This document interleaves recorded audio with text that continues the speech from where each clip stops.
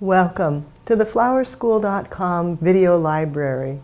I'm Leanne Kessler, Director of the Floral Design Institute, here to share with you our latest issue on the poinsettia. Do you love them? Do you hate them? Maybe both. As florists, they can be such a source of frustration because we go out and about and we see poinsettias everywhere at prices totally unimaginable. So many times they're so low, you think, just how do they do that? I can't do that. You can't do that.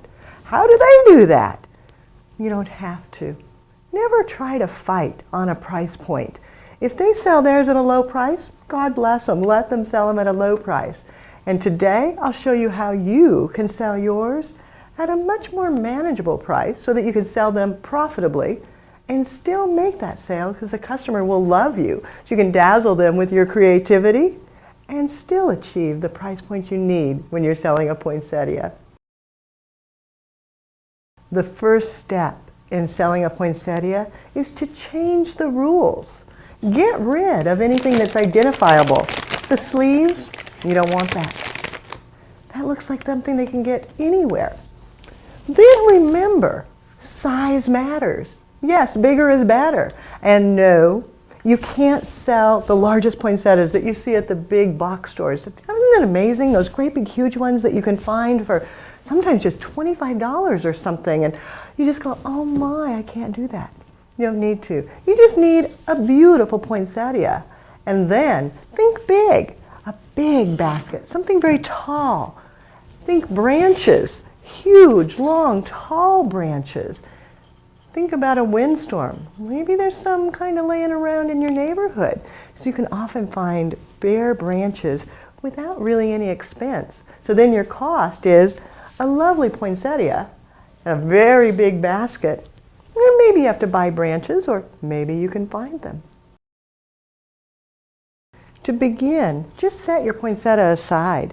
You want to work on the basket first and fasten the branches directly to it. That way, after the holidays and the poinsettia starts to fade, you can just pull it out. You still have a beautiful basket that you can add another plant into. To attach, a little bit of bind wire. Just clip it down. And then you determine, how does it set the best? Which direction? I think mine is going to go right about there. As soon as you know that, you want to take the bind wire and put it straight through the weave of the basket. So I imagine it was right about here, feeding it through the weave, and then taking the branch and setting it back in place, and then feeding it through the weave again. Then reaching on the inside and just twisting it together tightly, making sure it keeps the angle that you want. Twisting, twisting, twisting. Then I want to do that again because one is not going to hold it real securely. So taking a second piece, determining where I want it, and I'm thinking right about here.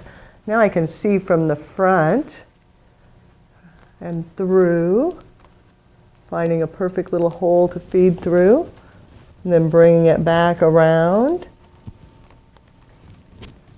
Again, pulling it into position, and then twisting very tightly. So now I've got the one in the front. I want to add a second branch, more towards the back. So again, a little of the bind wire. I've got one going that direction, so this one, put over here. Thinking about where I want it to be. I think right like so, nice and tall. Again, determining where and then feeding it through the weave of the basket. And this one's very easy because it's right up on top. Twisting it tightly.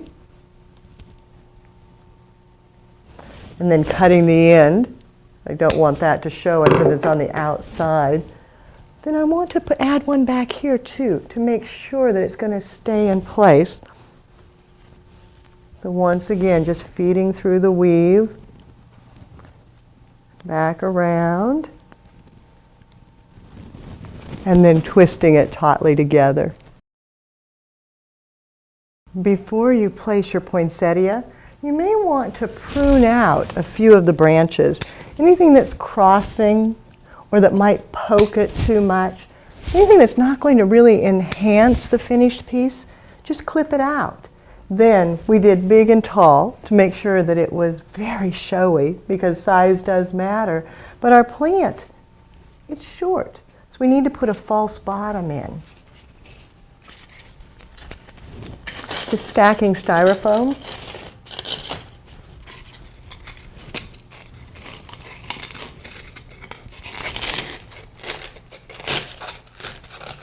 Getting it wedged in there nice and tight. Then a liner, because we want to make sure we can add water. And last, the poinsettia. Now as you go to add it, you want to capture your branches and kind of pull them apart so that they don't crowd it. And then slide it down in.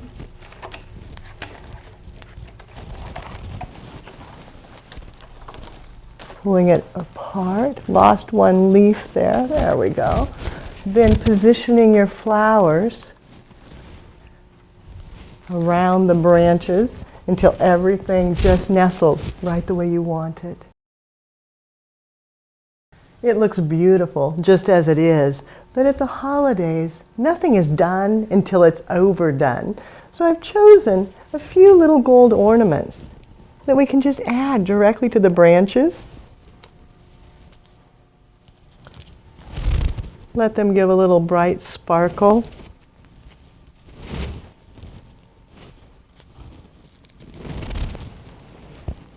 Zigzagging from the bottom up to the top.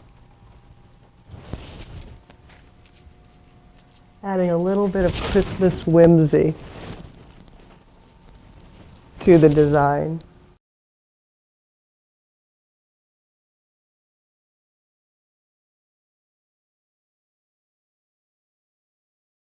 Of course, make sure you add water to your plant. You don't want it to dry out. Keep the roots nice and damp. That way it'll last through the season without any problem. And now when you look at this, and you compare it to this, do you think you can charge a little more? I think you can. And it may even inspire you to go home and do one for your own home. A poinsettia like this, I would love to have in my house as a greeting to my guests. And I think I could sell this all day long in the flower shop. For more creative inspiration, check out our website at flowerschool.com. If you've got questions, don't hesitate to call or email. You can reach us at 800-819-8089. And if it's easier, use my personal email. It's Leanne, Leanne, at floraldesigninstitute.com. So now you've got a little poinsettia inspiration. Dash out there and get some and see how lovely you can create. Have fun, happy holidays, and do something you love.